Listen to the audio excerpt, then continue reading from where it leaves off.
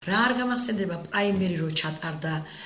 და რო ჩამოვიდა ბაქრაძე და ჩვენ რო დაუპირისპირდით და ნარები გავიდა აი მე და კახა მიქაია. როგორ არ მახსოვთ ბობოხიძეს რო დავხვდით 15 იანვარი 2012 წლის 15 იანვარს. როგორ არ მახსოვს 15-ის მერე 17-ში სასახლე რო გავიტანეთ. არა ეს არ იყო კარგი. რაც ჩვენ გავაკეთეთ ეს მართლმადიდებლობა არ არის, მაგრამ მიშა უარესის ღირსია. უბოზე როგორ მოვთქვამდი, თქვენ ჩაწერილია ის რომ როგორ მოვთქვამდი მიშა წასვლით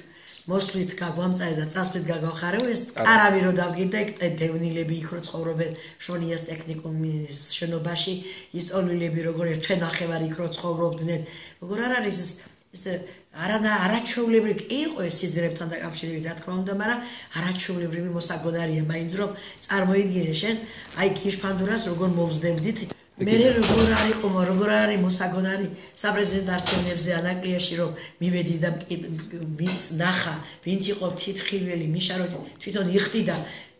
ნიბხავი გაიხადა და მერე რო ჩაიხსვა ის რა ქვია